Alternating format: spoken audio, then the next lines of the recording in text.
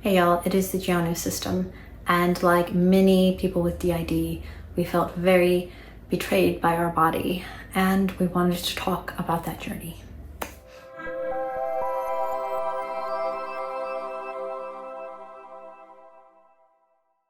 So we were not embodied.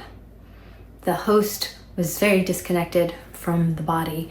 A lot of our therapy revolved around learning how to be able to just tolerate our bodily sensations in our current moment. Not memory stuff, just being able to tolerate what I'm feeling in my body right now. And that was a lot. That was not an easy journey.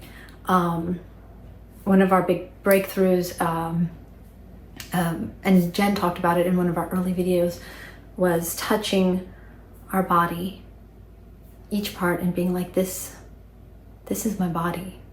And that wasn't even like, yay, this is my body, just this is my body. Because we felt like we had been profoundly betrayed by our body in so many ways. As someone with chronic pain and chronic illness, daily, like my body was betraying me.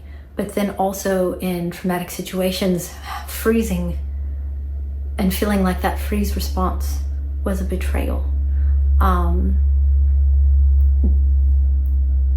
It took a lot to view the body as home. It was not easy. There was a lot of anger toward our physical body once we were able to tap into anger at all. There was a lot of disgust toward our physical body, shame toward our physical body, and each of those things was its own struggle and journey. Slowly, we learned to care for our body. It was a thing of, when you don't like something, why are you going to care for it? A lot of reframing our thoughts around and realizing that our body had been doing the best it could. Some of our most painful, physically painful moments where we felt like, chronic illness and betrayal, realizing that our body was doing the best it could and that it needed help, that those pain signals were a cry from the body for help. That was a step. One of my favorite things that I came across on Tumblr was a post about thinking of the body as like an animal you have to care for. You have to feed the animal. You have to make sure it gets water. The animal needs exercise. Maybe the animal is grumpy because it has no enrichment in its enclosure. That was helpful. Instead of thinking of my body as something that was betraying me, thinking of it as an animal that didn't have its needs met. So each of these steps was just a slight turn in the dial of my thinking about my own body. As I began to see pain as a cry for help rather than betrayal, when I was in pain, it was more of okay, so what can I do to help my body?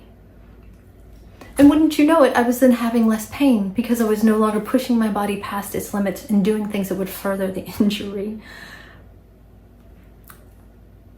Light bulb. Oh, okay, I see. So I gradually became friends with my own body. I started trying to find things I could appreciate about it. Like parts of my body that it did not like, finding things I could appreciate about that. That was helpful. I began to view my body differently. I came to a point of acceptance. I came to a point of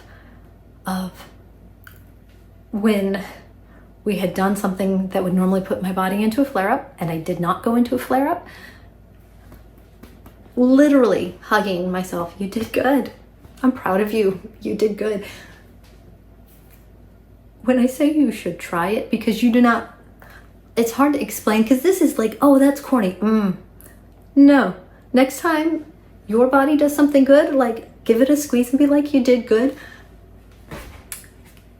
little happy chemical burst. Just that, and it seems dumb and campy, and it works. So I began doing it more. Good job. You did good. We did a lot of stuff physically, and you got us through it. Like, thank you.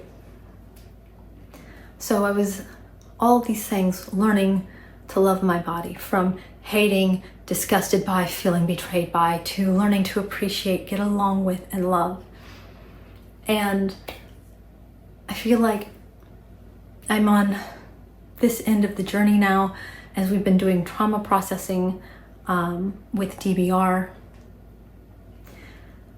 DBR kind of unlocks that freeze response and the unlocked trauma, and allows the body to discharge. And so a lot of times for me, it feels like going from freeze in the body, waking up, and then sometimes it feels like the body is slipping into the flight response, into the fight response as it's discharging. And it's not like an emotional journey. It's this physical, embodied thing. And then it flows out and there's release. And this last session was really tensely embodied. And I felt a lot of fight response, which is rare and shocking because we always froze. And I kind of didn't know like fight was in us that much, that there was that much fight to be discharged. And as our body was like doing things like pulling back, as our body was doing things like the startle response, it was so clear to me that had we done that in the moment with our abuser, it would have been so much worse. And for the first time, I was grateful for the freeze response, the thing that I thought got us in worse situations, and the thing that definitely, once we were out of trauma in my adult life, I was so mad that I would freeze.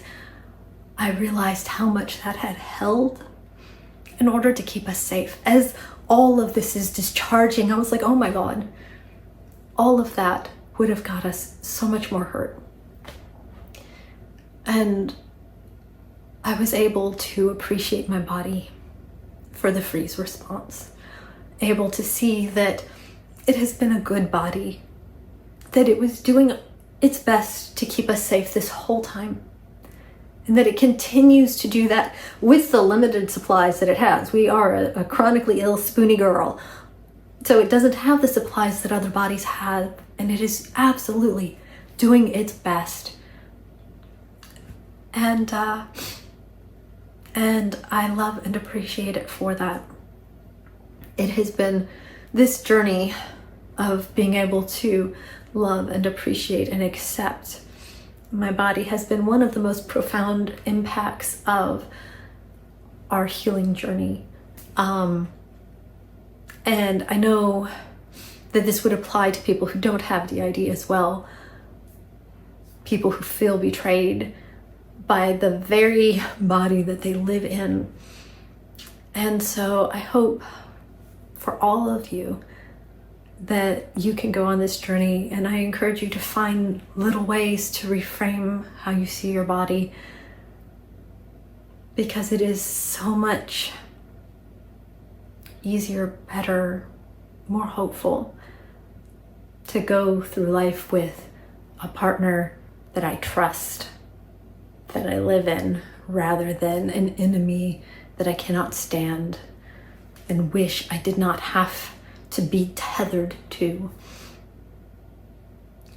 The reframing has helped me care so much better for myself, has improved my quality of life. And I encourage you, as difficult as it is, because the body is a scary place when it holds trauma.